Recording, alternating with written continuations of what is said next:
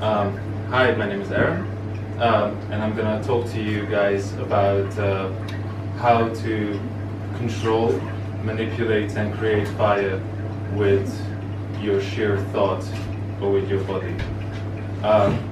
So, if you're into mythology or basically any sort of line with a fictional group of awesome people throughout history, there's usually, especially in polytheist religions, where you have the soap opera line of gods, there's usually someone at least associated with the idea of manipulating or controlling some sort of form of fire or heat, at least, be that a sun god or something else.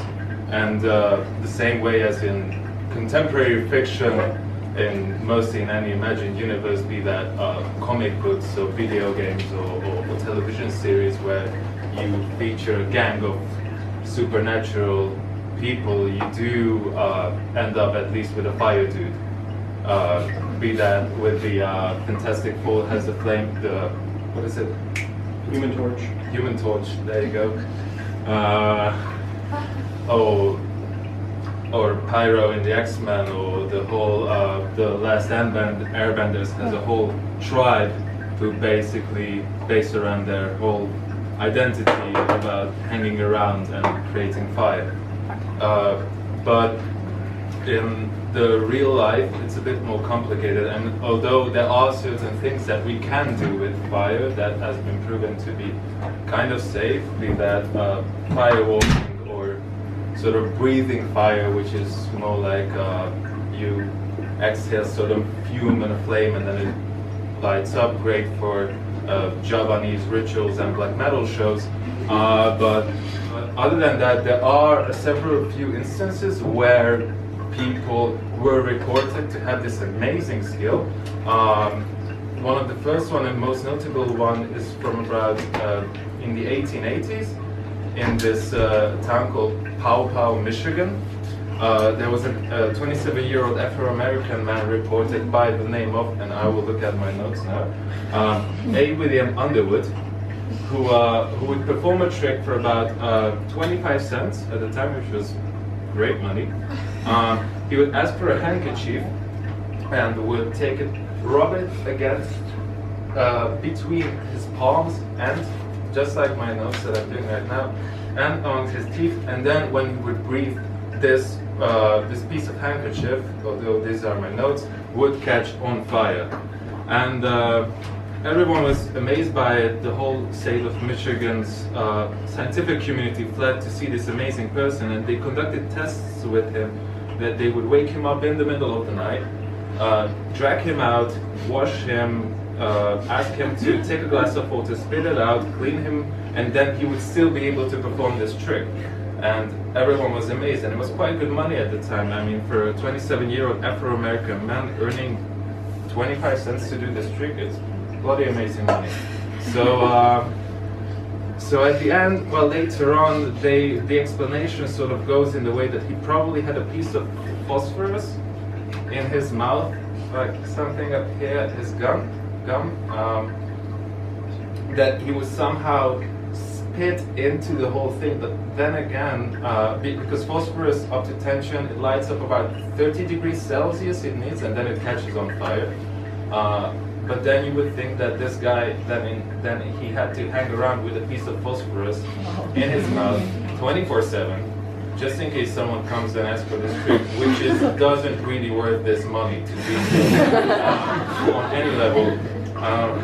Strangely enough, his myth was then sort of forgotten, and he had a renaissance in the 1970s, where Brian Eno released his first album, and he did dedicate a song to him called the Pow Negro Blowtorch. Although only the song references the song, the rest of the song doesn't really make much sense. But then again, this is 1970s glam rock Brian Eno we're talking about here, so not many things did have to make sense back then. So other instances do include in around 1980, the same year actually when this Stephen King book was released, an Italian boy was reported that things would light up on fire when he would look at it or around him. Later on, he was sort of exercised by a parapsychologist, and then now he supposedly lives a completely normal life.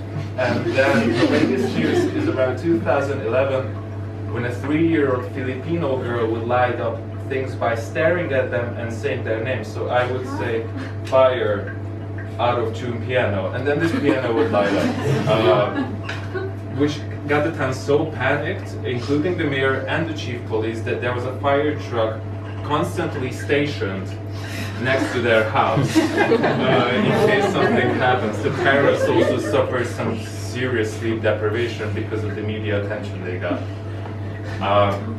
But apart from these stories, there's not much actually to have. So how to do this in practice?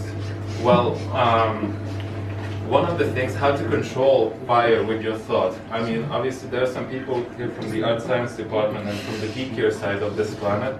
So you can also say that if you want to control fire with your thought, there is a sort of techie way to pull it off, actually, meaning that if you have some sensors here detecting your brain waves, you can connect that to the computer, which then connects to an ignition device, right, that somehow would do a spark and then shit would fire up, or have or release some gases or substances that do catch fire when it comes to oxygen, like xylene and rubidium. These are the 2 words I needed to memorize for this lecture, by the way. Couldn't pull it off. So unless that happens, of course you can take the magical way of doing it, but it's a bit more complicated. And things differ on this. Either some people say that you're born with this stuff of being pyrokinetic or pyrotelekinetic, which follows the X-Men idea of you're just genetically born with this great ability. But there's ways to learn it, and the internet is full of this. How to learn this stuff. A lot of in the Wiccan community, so the modern witch community, picks up on this. 9 minutes. 9 minutes.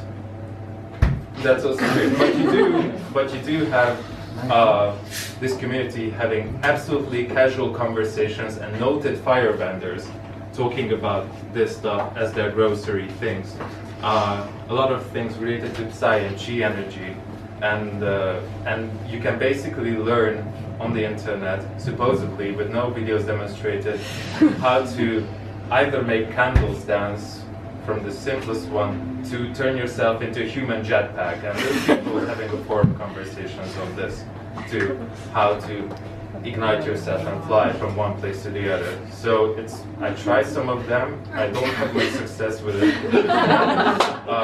But if you would ever do it, please be careful and maybe start defrosting a pack of spinach or frost on the windscreen of a car before doing anything more serious.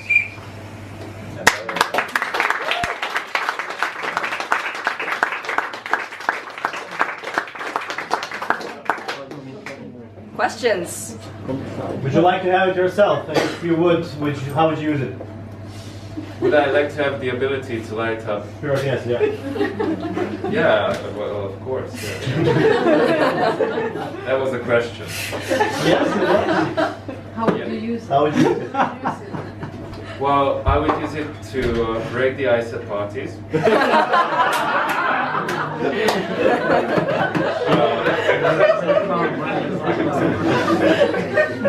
Win in Monopoly. When I feel like I'm losing it, I could just light up the whole board on fire and walk away peacefully. And restore world peace. I guess these 3 basic things are.